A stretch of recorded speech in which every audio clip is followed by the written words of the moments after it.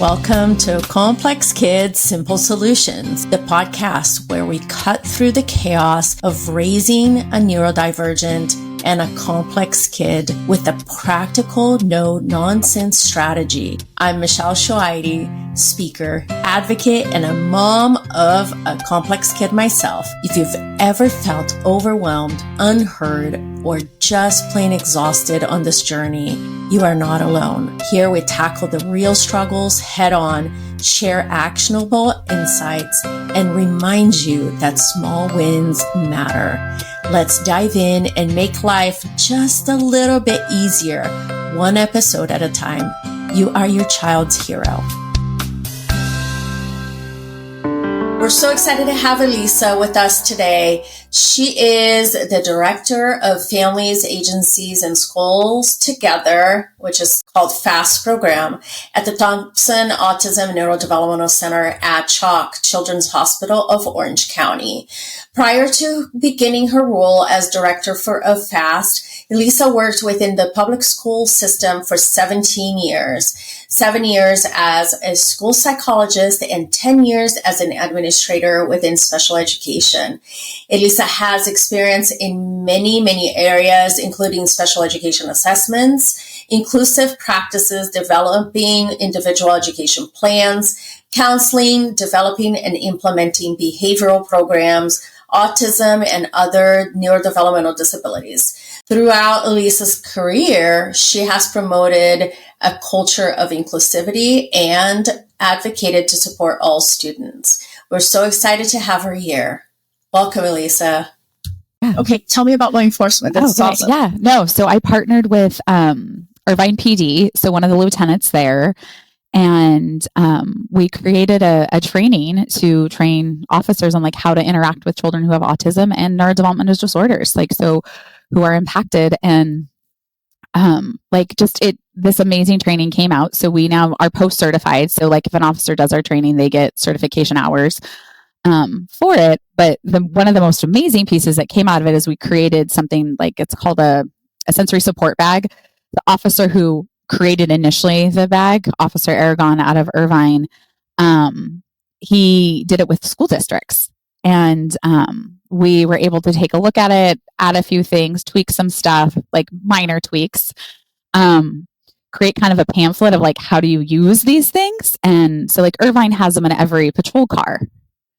And that is it's super neat. Awesome. Yeah. Oh my gosh. Yeah. And then so it's just sorry, because I know that there's like the crisis center, right? Like Dr. Kim actually gave me the phone number because we had an event with Drake and they were trying to call the cops, the neighbors and stuff like that. So is it just that, or all cops are trained? So in Irvine, all officers are trained. So they trained all of their officers. We did trainings at, I think it was 6 or 7 briefing sessions. So we condensed our training from 3 hours to an hour. But what we did is we did less of the scenarios and like the practicing and really went over like, what does autism look like? What are the most commonly misinterpreted behaviors? Really talked about like literal language and how can some of the behaviors you're seeing, be interpreted, but in all reality, it's really them regulating themselves or not really understanding what the direction is.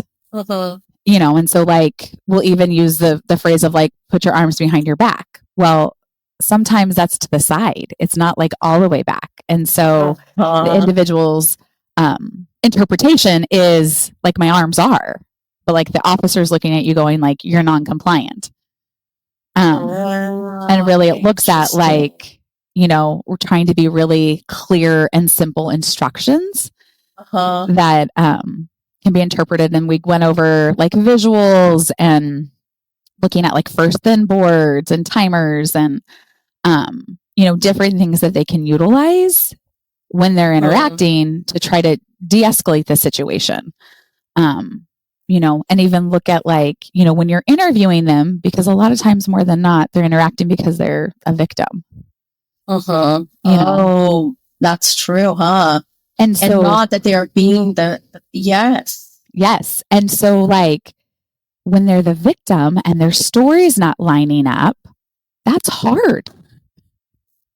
Yeah. So trying to help them with the language of like first, then, and like, not giving them the story, but like prompting them with certain words. Mm-hmm. And then we kind of go over through the bag that one of their officers initially created. But what's actually even more amazing is Falck Ambulance. Okay. Heard what we were doing with Irvine PD. We've trained not a lot, but some of the Orange County Sheriff's Department. Mm-hmm. We weren't really having success with people signing up, but a lot of it had to do with like we weren't post certified, and so they couldn't get like their continuing education, and so we recently became post certified. Uh-huh. So we're hoping to ramp up.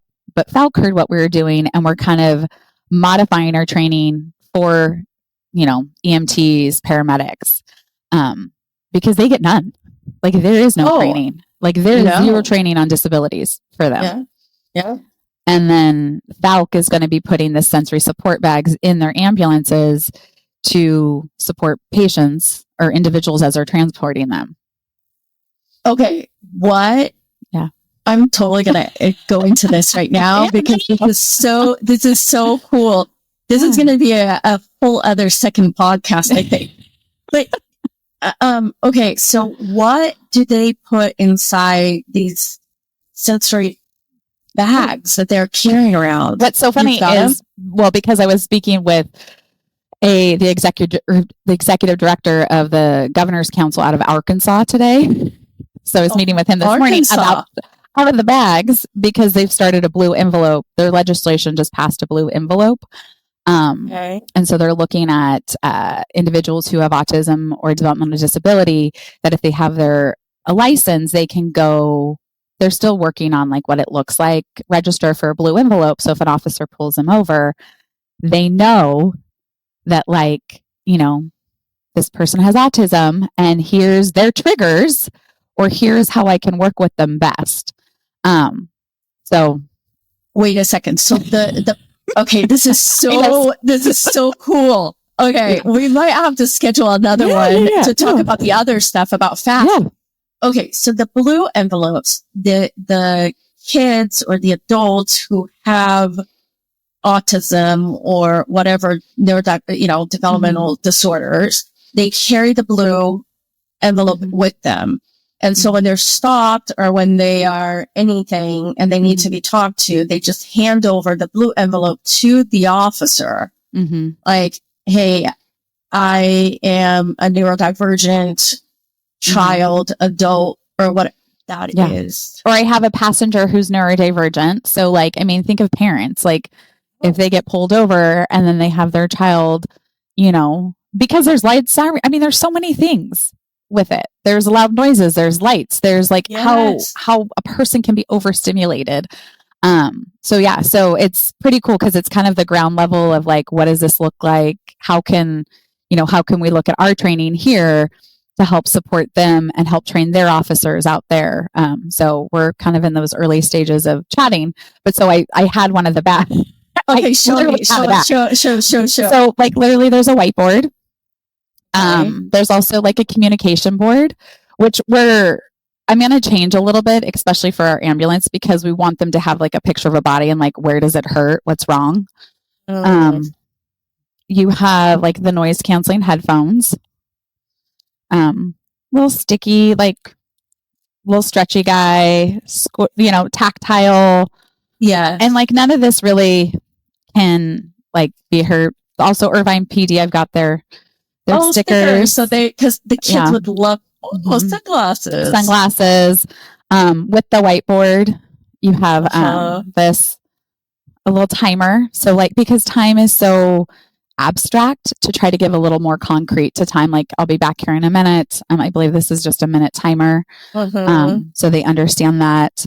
Little kaleidoscope, that they can look at, get some, visual, a poppet, and, so not a ton of things, but like really with these bags and what they've seen is anybody can benefit from it. Like you don't even have to have like identifiable disability, but with these types of things, like you can be at a stop and you've got kids in the back who are anxious and hand them something to calm themselves and kind of help self-regulate. So, with Irvine PD, every time they hand it out, they've got like, it'll get replaced. They contact the officer who oversees all of them, and then they just all kind of go back in here.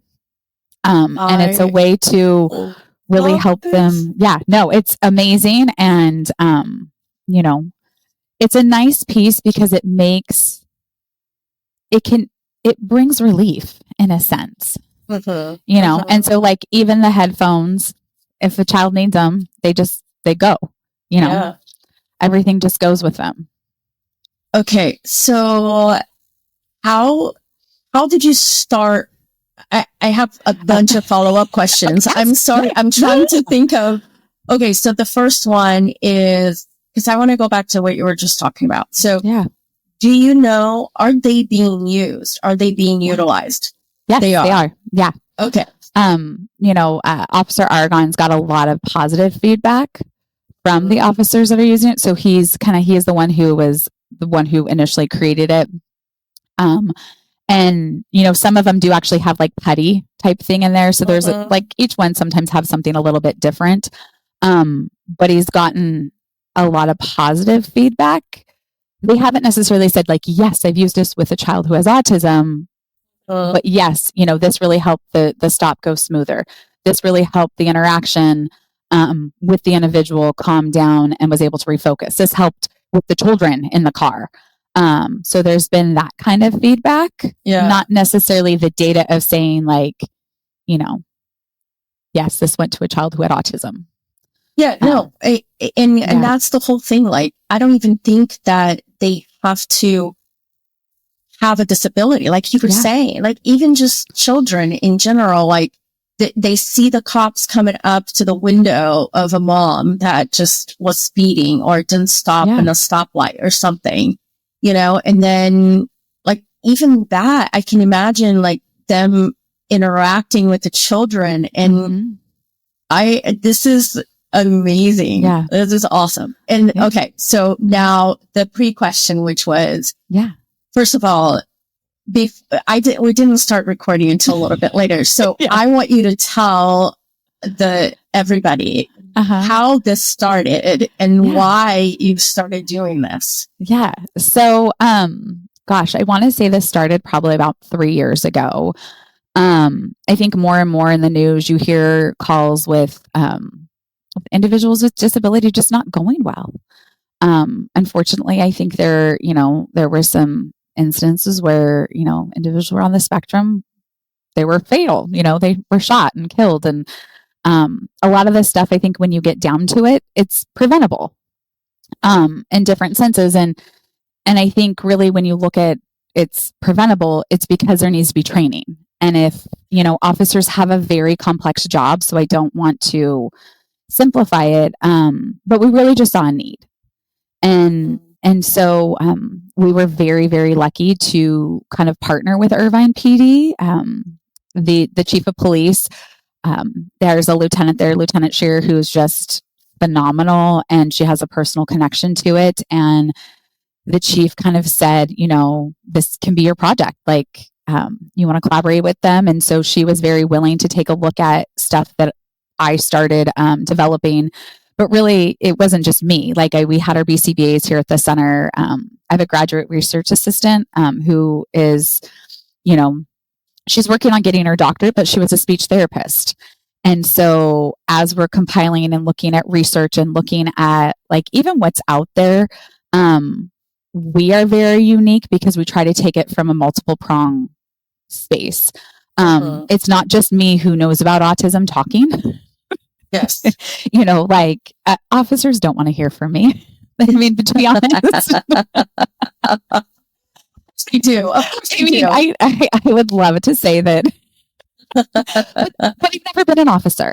Yes. I don't know the risk that it is when you pull over someone. I don't know what it's like to, I don't want to say have my life threatened. That doesn't sound right. But to go into a situation not knowing is this dangerous or is this safe?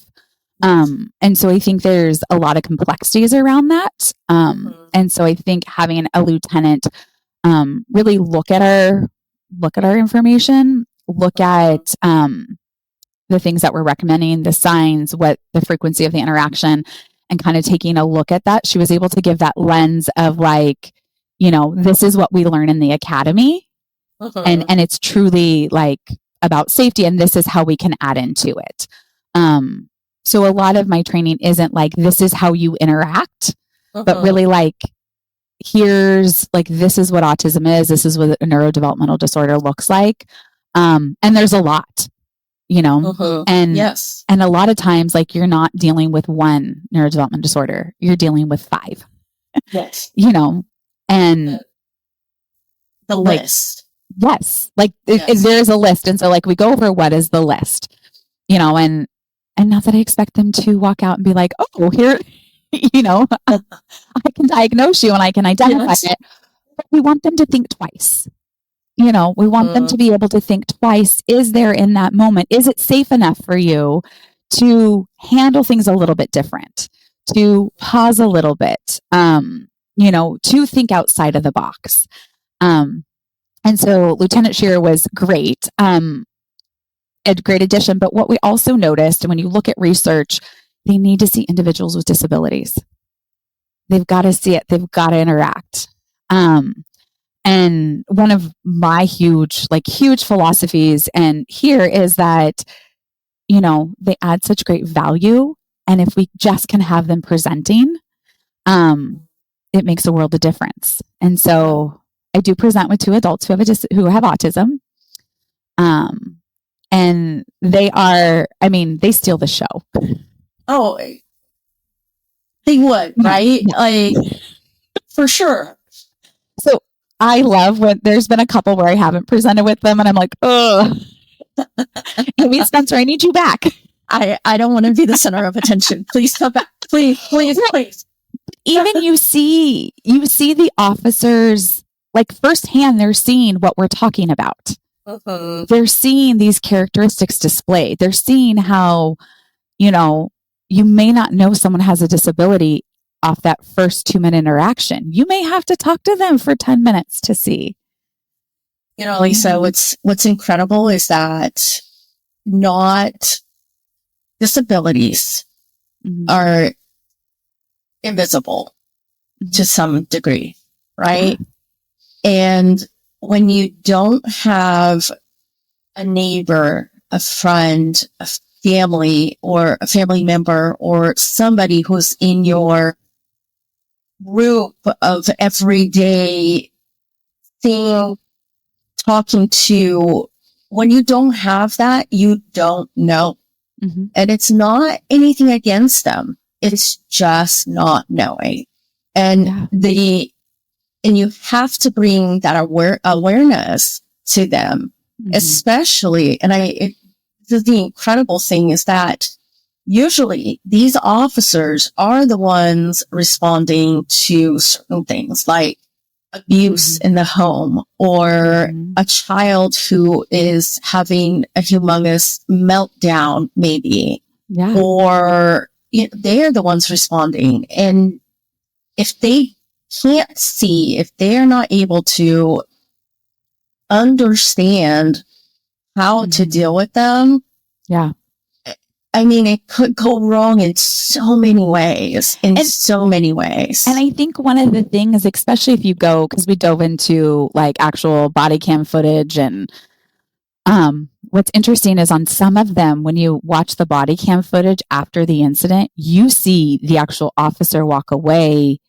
I didn't know they had a disability. Like I didn't know. If I would have known, like, and so like part of our piece is even saying is like, this is also for your well-being, so that like you can go into one of these interactions where like, you don't know if a person's going to have one or not.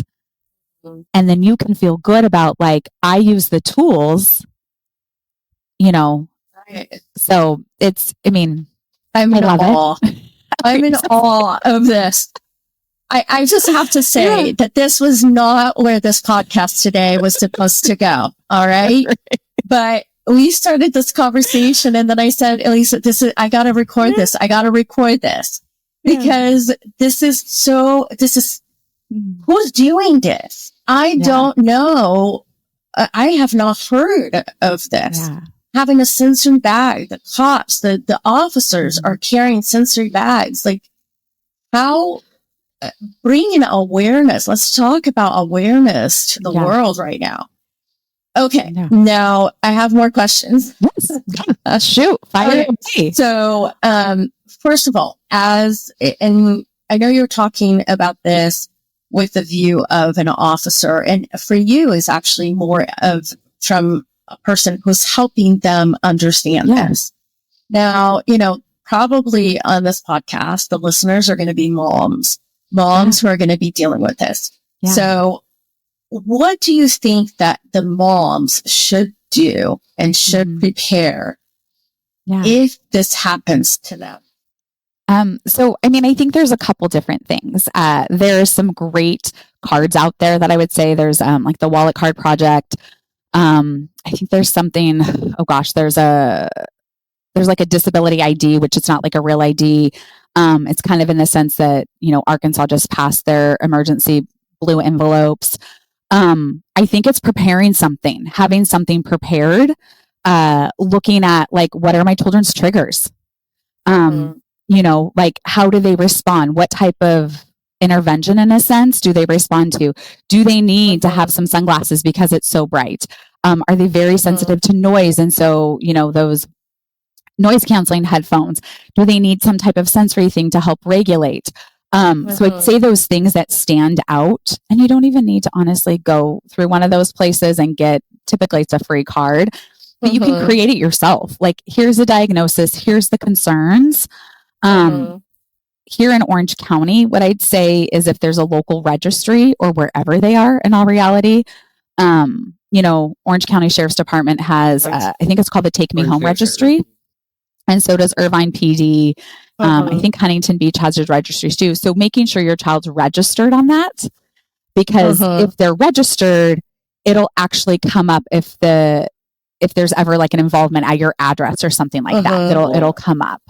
But I think it's trying to prepare some of that information or in case. Yeah. Give me 1 second. Everybody just got home, and give me 1 second. No worries. Close the door.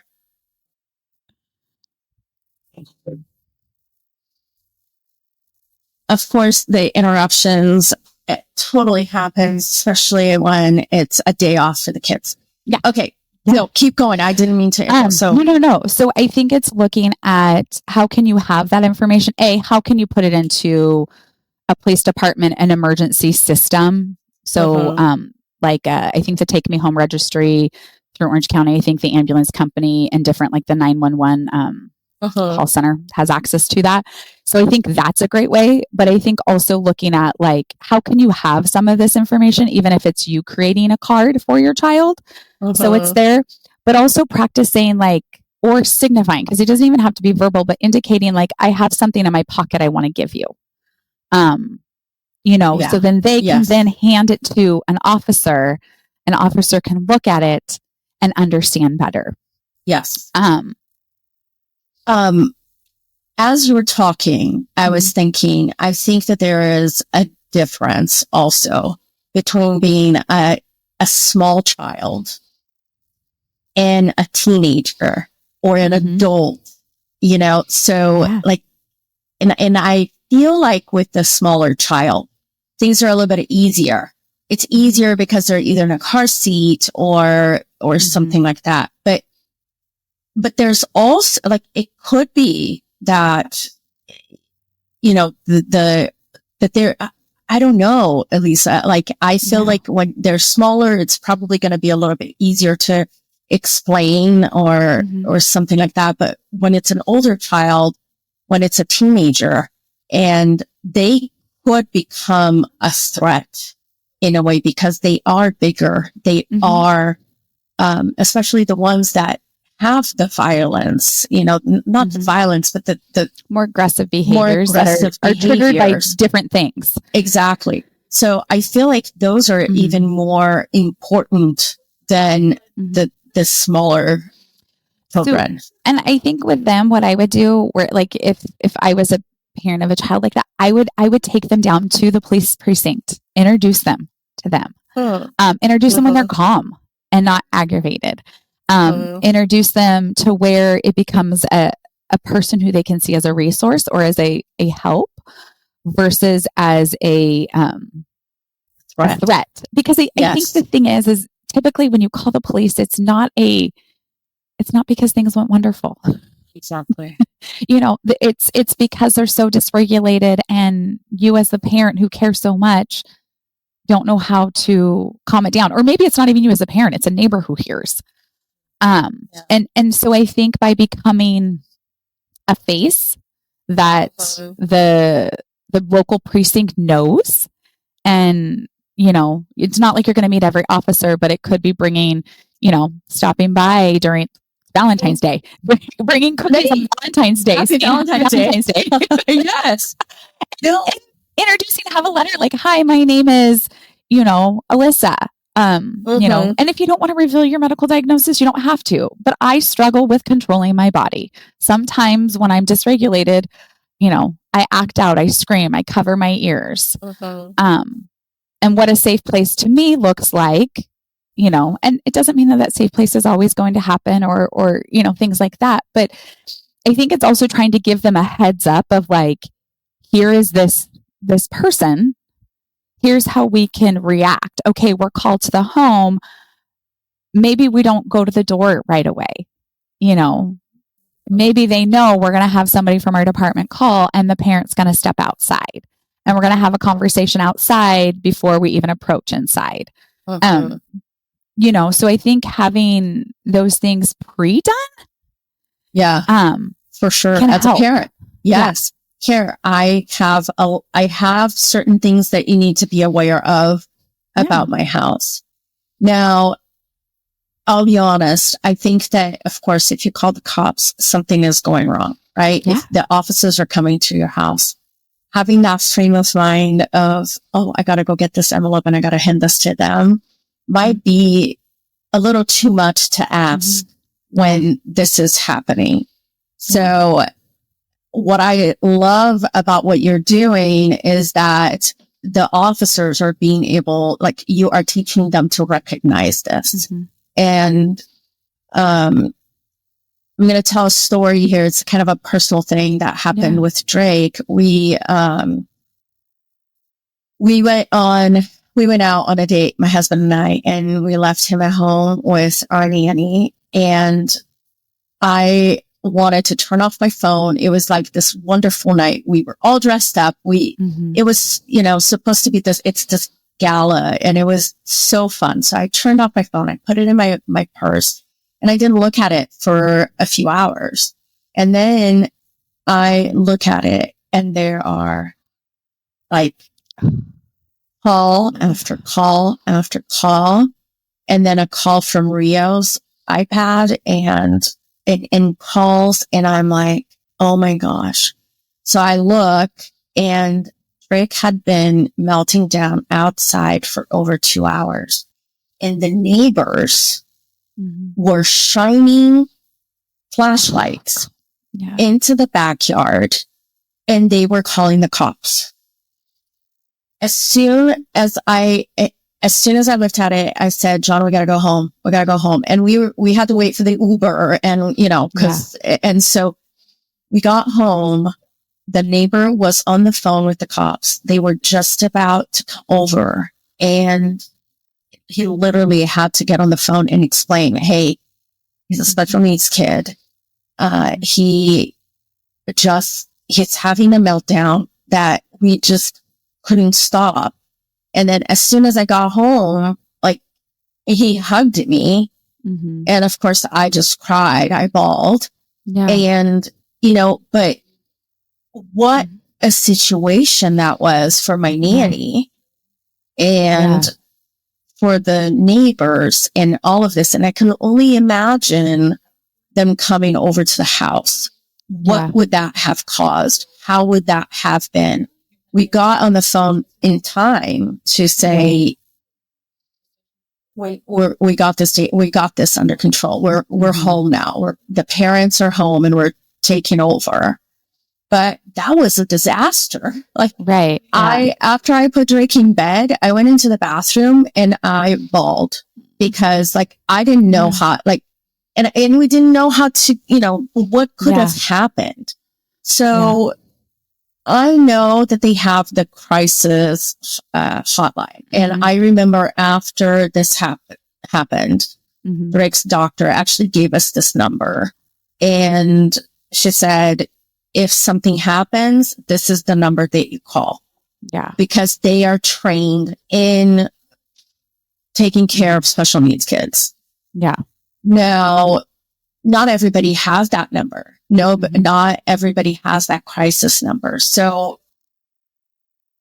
it is so important for the officers to understand this and bringing awareness to this is amazing what you're doing. And I'm going to keep saying this because it truly is.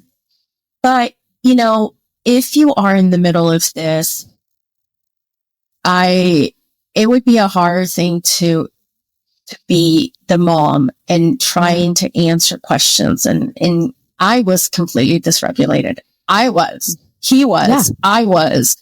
My husband was the one that kind of was home and took care of things, and he took care of Drake, and then he came and took care of me, and and it was like that. But you needed somebody with a calm head. Yeah. Okay. Now, and so what I would say though, because what you brought up with your neighbor, Autism Speaks, and I don't know if you've seen it, but Autism Speaks they have got a lot of like great little templates on there, but they have a neighborhood letter. Like if an individual wants to share about their child and their situation, I think it's totally up to the family in itself, but they can fill out, it literally is like a template, and it says, kind of like introducing the child and what they may hear. So it's a great tool if you're like, what, this is my child frequently goes outside and screams. And so my neighbors do need to know what's going on. So like they don't know. And sometimes it may last 2 hours, unfortunately. Yes, we know it's disruptive, but like we, ask that you like reach out. So like, I think, not that solves it or it takes it away. And I think I think of as a parent when you're in a restaurant with a child who doesn't have a disability and they're screaming and they're like, you have all the feelings. You're dysregulated or I get dysregulated. Yes.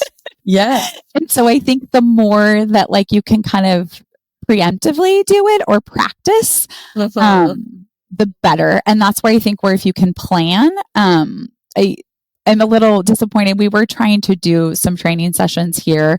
Our study went on a hold, but we wanted to try to see if we could train individuals who have autism on how to interact with officers. So because it is a two-prong approach, like, yes, officers need to be trained and have that information. However, they're also human and will make mistakes, and not make always the right, interpretation of a situation. But if we can also train the individuals on how to interact, but they're human and will make mistakes. And so I think if we try to take it from working on both sides, we have a better chance of a better outcome for all. Yes. I will put that letter link on the podcast notes because I think that I did not know about this. So this is something new to me, and I love the idea of actually going around. And it's the interesting thing is that the family that was doing that, now they know, but according to him, he also has a kid who has ADHD or something like that. And so, but now he knows, they know, and we've lived here for a long time. And so most of our neighbors already know what happens here. And sometimes, Drake does run down the street because he doesn't want to go to school or whatever happens. But I think that especially when you move into a place, and we live in a house, if you live in an apartment complex, that's even more of I think a need to explain to your neighbors. So we'll make sure that that's in the link, and all the links are in the podcast notes. I will also actually send you, because we do have trainings coming up for officers. So the training is actually called Interaction with Neurodiverse Citizens Training on Effective Response and Communication. So INTERACT is the acronym, because I'm from education and everyone loves a good one. I gotta love acronyms. I love them too. But we do have trainings upcoming for officers. So if officers are interested, I'll send you that flyer. So, there's a way that they can sign up and get post credit, And I will take that, actually personally take that to Huntington Beach Police, because I think we live in a really good neighborhood, and I love where I live. I love just everything about Huntington Beach. We live in a good area, and we have good officers in the area, but it is so important for them to understand these things. And I just don't know how much training they have. You're talking about Irvine, and I'm sure this is going to trickle down to all of the neighborhoods around Orange County. And honestly, this should be a nationwide and training that they should have. Now, you mentioned, was it Arkansas that they reached out? So you guys started doing some stuff with them? Yeah. So a gentleman I met at a conference when I presented on this, actually in New Orleans, a gentleman reached out and said, I'm really trying to pass the legislation for the blue envelopes, for when officers pull over somebody, there's a way to identify, I have autism, I have a neurodevelopmental disorder, and this is what you may see. So like, if I'm not responding appropriately, like you kind of know why, but also in a sense of like, is the reaching for this envelope in your car also like, oh, I have a set of behaviors that go with this envelope, and so he let me know early January that they passed the law. And so, looking at how can we come out and train officers, he loved the sensory support bag, looking at like, how can we come out there and really try to support them and train trainers. I think his ultimate goal is like, can we get this in the academy? And personally, I would love to see it in the academy here, like they should, like, this is something that they should be doing. Like they should be teaching this in academy, because you should not be able to become an officer if you cannot recognize these signs, because that is, that's kind of what you were talking about earlier too. You mentioned how, a special needs child ended up getting shot over behaviors or whatever it was, but it was a misunderstanding. And because they didn't know how to deal or didn't know how to recognize. And I think the hard piece is like, as an officer, you're coming up, you've got little information. So you don't know that the person who's coming out to attack you is, and I'm not saying, I don't want to say if they did the right move or the wrong move, but a lot of times if you watch any of their body cam, that officer feels so guilty when they find out, even if it's not a shot, it's just a taser, they still feel so guilty that like, oh, if I would have known, I could have done something a little different, And the hard piece is when you're calling out to these calls, if, precincts or counties or cities don't have this registry to say like, hey, this, and if the parent or the caregiver doesn't take the time to say like, this is what's going on, and so it's trying to really give them tools so they don't have things like that happen. So they don't walk away and are like, ugh, I didn't realize done something different. Yeah. And it is interesting because I think in California, there's a lot more mental health training, which is great. But when you look at the mental health training, there may be just a little bit on like autism or neurodiverse disabilities and a lot on a lot of other stuff. So it's right now in California, to me, I feel like it's like sandwiched in. It's not a standalone. To be honest, Elissa, maybe it is that John went through post training, and it's I don't think that they remember anything that happens in that post training. Well, and that's why I agree. And that is why, to me, and it's funny because you talk to the officers who were in our training with the 2 individuals who have disabilities, they walk away remembering. They remember them so well. Like, it is, I mean, I've had actually a couple officers come back and like repeat because they've enjoyed it. And, you know, they're like, we just felt like we needed a refresher because they went through like our brief training and now they're like, we want the 3-hour training. That's awesome. So, yeah. I really think that this, like, post is probably even a better training because when they're getting trained, like, they're going to be training on all the other stuff, guns and you know, whatever.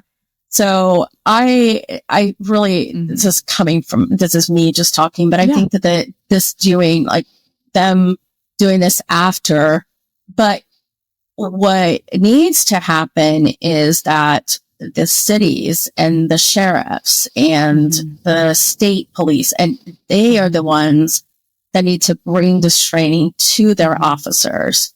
And so if you send me that flyer, I will take it to Huntington Beach Police and I will make them, you know, see what it is and actually try to get some of their officers there because this is so important. And we will put that also in the notes.